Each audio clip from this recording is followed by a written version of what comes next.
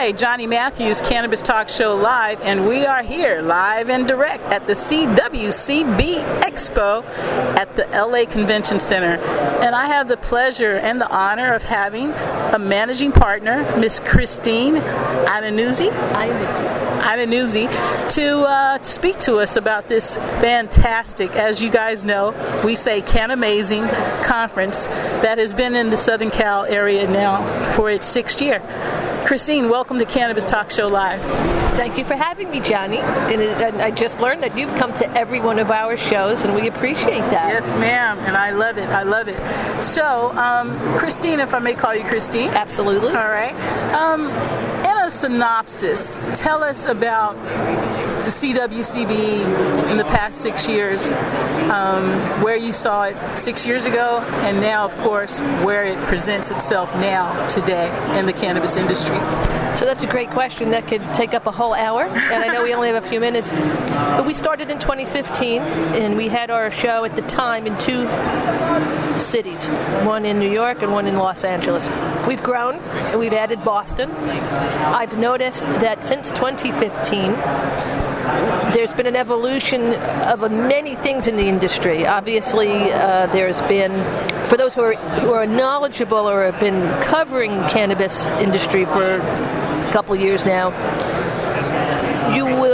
they would absolutely find that there's been a lot of blending of cannabis and non-cannabis companies. There's been a lot of capital from what one would call traditional or mainstream businesses, entrepreneurs and investors, family offices that would typically be investing in non-cannabis companies. So you have that. We've seen very many high-level mergers and acquisitions, Canopy Growth getting a huge infusion of capital from Constellation Brands. I mean, and there's a health, on the health side too, there's companies like Curaleaf that's been buying up, Harvest Recreation's been buying up, Afria has been buying up and partnering, and all of the companies that we've been bringing to our shows and attracting to our shows as exhibitors. We have seen the evolution of growth for those companies as the industry grows, more companies get formed, and the companies that are already in it seem to grow and flourish by merger, acquisition, partnerships, or just on their own. So I've seen a very distinct and definite growth and evolution of this industry and companies since 2015, and that's all one can ask for when you're helping to create a marketplace and you provide platforms, whether it's in the form of our conference program and our expo floor for companies to show and display what they have. That is the best results one could hope for as a trade show organizer. That evolution process has, number one, it's visually. You can notice from the size of the show, you can notice from how many attendees keep coming back, and then it just multiplies. The attendance keeps doubling, it seems, from show to show. And that's something that I've noticed since 2015, and that is an indication that this industry has a lot of growth left. It's just the beginning.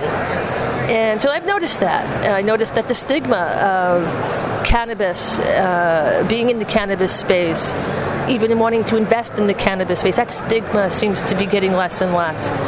Just this week, you're very much aware of this, that our House of Representatives has voted and passed, approved the Safe Banking Act. That is fantastic. In the East Coast, in the Northeast, we had Governor Cuomo organize the other neighboring governors around his state, around New York, to get together and start to plan and coordinate a concerted effort to legalize marijuana in each respective state. How would you do that? What does it look like?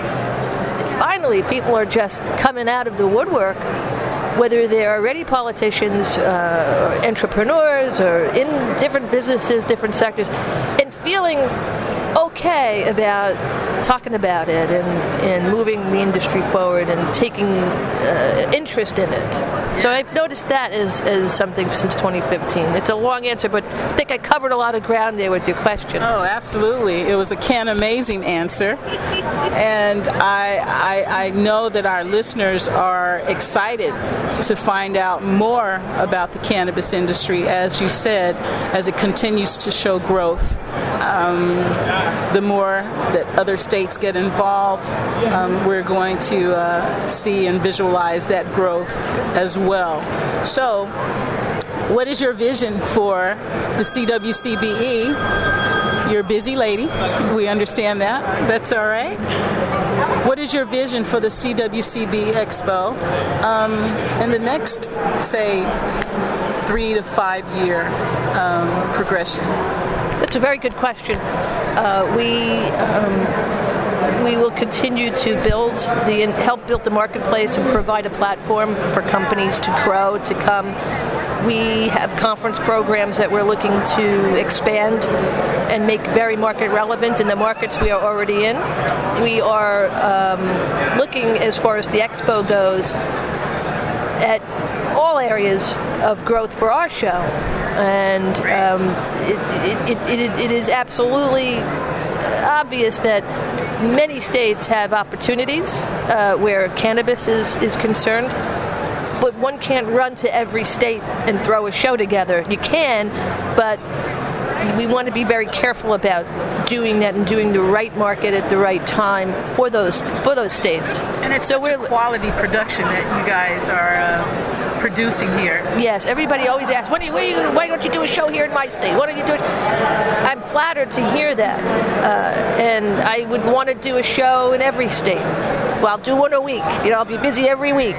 But that's you have to be practical. Yes, we have to be practical, and you want to be able to put on quality shows, and I appreciate you saying that. We are a business-to-business platform, and many deals get done at our show. And many partnerships get formed. People come here, sometimes it's their first trade show ever in cannabis, and they leave here feeling welcome. They came a little, but then they felt so welcome when they came through the door because the conference program is inviting. The people that we have speaking are inviting. The staff, obviously, that we have are very welcoming and inviting, but it has a great vibe. And I think that's indicative of the industry and the people in it. Everyone wants to be in this together. And I think that part of this evolution process, yes, it's competitive. Every industry is competitive, right? You go into business to make money, so these exhibitors are looking to make money. However, I've noticed that in this industry, it is an extremely collaborative industry, and people will be helping each other, and they always do. And I think that more now than ever, we're seeing these mergers and partnerships happening more and more. So every state is an opportunistic state to put on some quality show and a business platform. But again, you have to be careful. I can't be all things to everyone. So I want to do great quality shows. We're in the markets we're in, and we're always looking to do better in those markets. And that's our first priority, is to put on even better quality shows and keep raising it up. And then we look beyond that as well all the time. But we're focusing on really great quality content for the conferences in Boston, in New York, in LA, and looking to provide a very expansive floor space that gives quality to our exhibitors. So that's what we're focused on. Amazing, Christine. Well, I want to thank you for your time and your energy that you've just shared with Cannabis Talk Show Live and our listeners. And I look forward to seeing you at the next Cannabis World Business Congress Expo. Thank you so much. Thank you so much, Johnny. All right. Very, very pleasant to be with you. Thank you so much.